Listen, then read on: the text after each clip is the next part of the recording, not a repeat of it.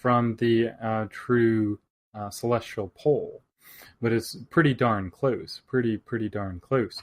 And so if you know how to find Polaris, and you can measure just the simple angle above the horizon that Polaris is in the sky for you, that corresponds to your latitude.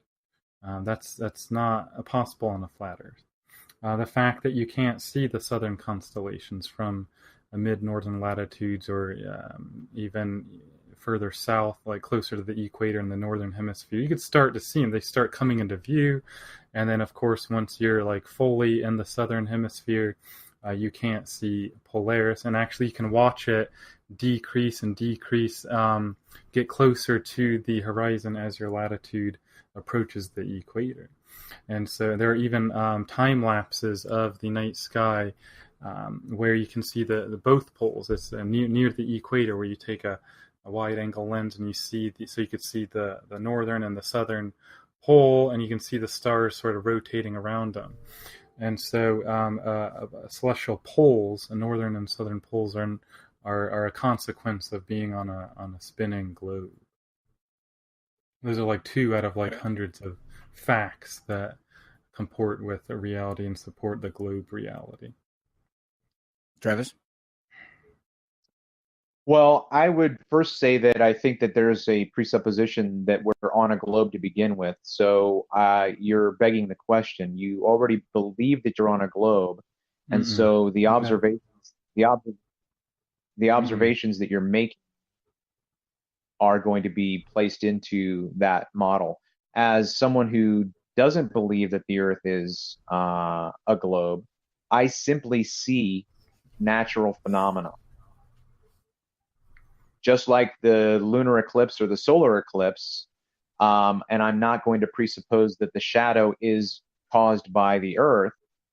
I'm also going to make observations on the celestial skies and just note that the celestial skies are moving, and not presuppose that it's me that's moving and not them. Okay.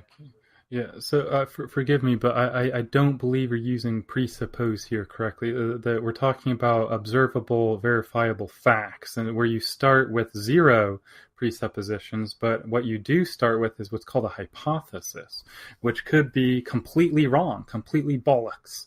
And you say, here's a proposed explanation. You don't prove a hypothesis, you test it, doing a carefully constructed experiment to say, does nature, is my hypothesis conforming with reality or not in this natural phenomena that is in question, right? So it's a hypothesis, not a presupposition. So when you are in North America and then you move down to South America, how do you differentiate your location? What's your reference point? When you're in North America, what part of the world is that called in the heliocentric model? What do you mean? Like what country? Like you could be in Germany or No, America? North America. No, North America, and then as you move south, you move into what other region? Once you pass the equator, what does the equator define? The southern hemisphere.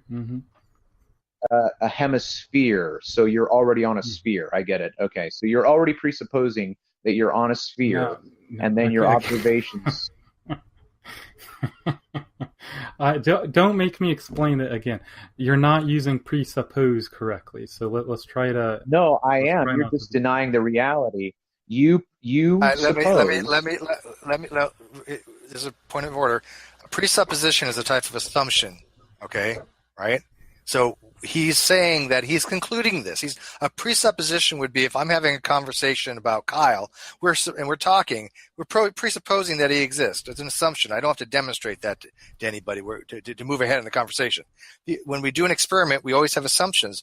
But he's saying that this is a conclusion. He's not going in with a presupposition of, by the way, the shape of the Earth has nothing to do with the heliocentric model. I don't know why that keeps coming up.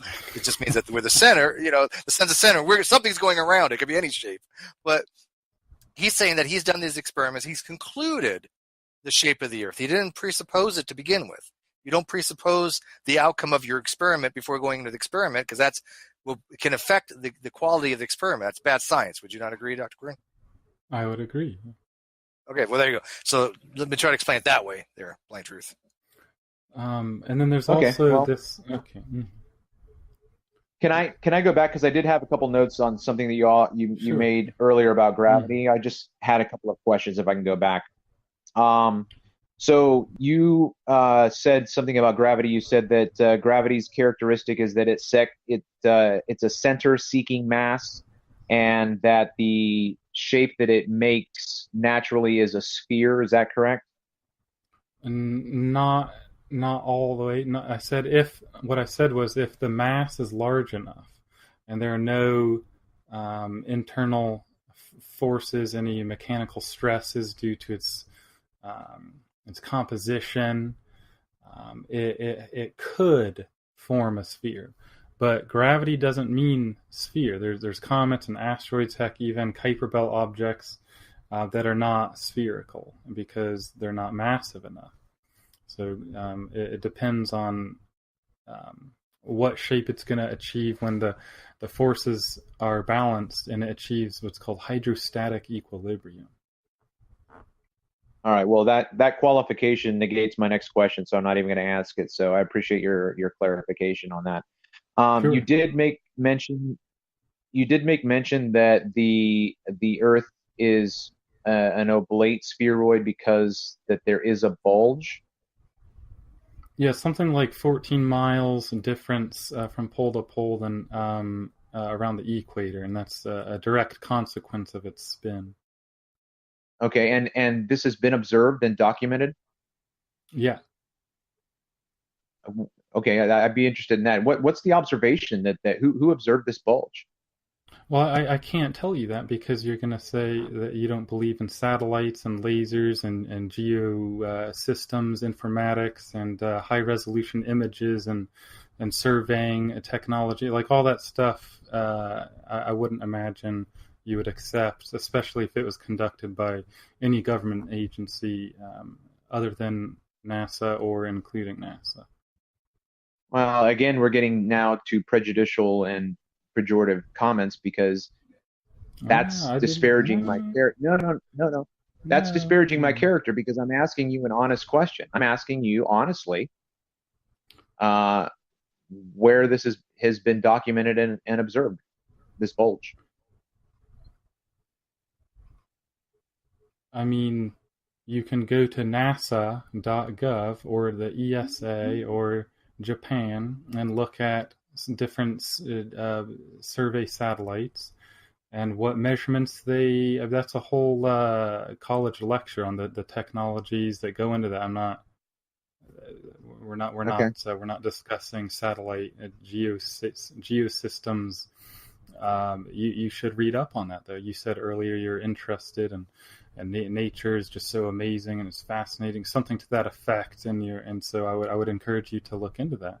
It might be something Okay. that tips the scales for you. Yeah, I was just asking for anything specific that you might be able to attribute to the conversation. So, just real quick though, you said that satellites have photographed or documented this. So there are satellite pictures of the bulge. Yeah, there's this famous one I saw where you take the picture, right, and it's high resolution, and you cut the Earth in half, the picture of the Earth, and you like rotate it and put the halves together, and you notice that there is there's like a few pixels higher. It's a really small bulge. It's not even. I mean, the Earth is pretty closely a sphere, so it's not even that big of an effect. You know what I mean? There's other things going on too.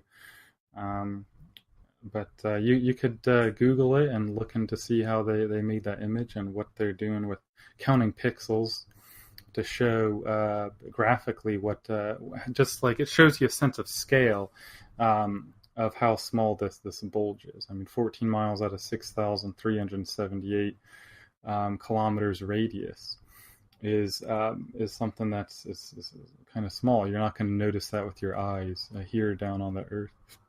Mm. And that would be directly at the equator. Or anywhere.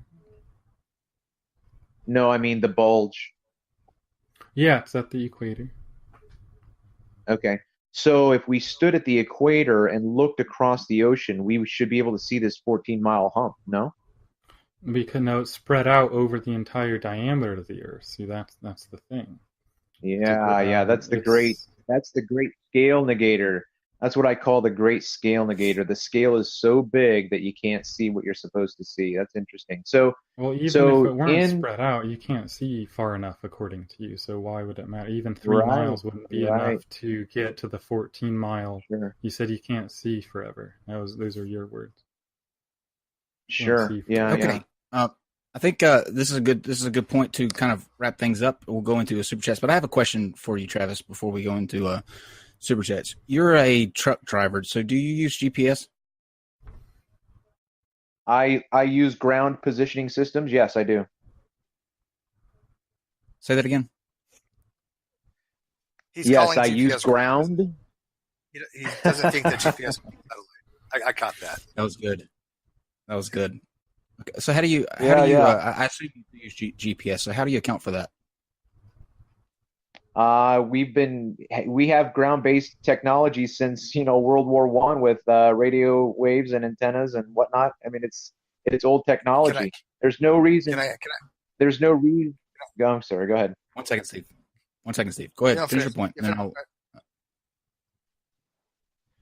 Travis. Go ahead, Yeah. fine. My only the critique is that what we can do on the ground perfectly reasonably doesn't require us to then go up into the air and do the same thing. We can do everything on the ground that supposedly can be done with satellites. Can I ask you a question on that? Do you Yeah. know what microwave antennas are? It's not my field of expertise, but yeah. Okay. Well, I can tell you right now that microwaves are line of sight transmission, meaning they don't reflect off things like you would have like a radio wave. They need to be beamed. That's why most time you see these big old things like look like big boobies. Those are microwave antennas. There's different types, but that's one type. And they're very high up because they have to be direct line of sight to account for the curvature of the Earth. If what you're saying for GPS, it wouldn't work if you were in a place that had no line of sight to an antenna, but they still work. Ergo, it is not ground-based.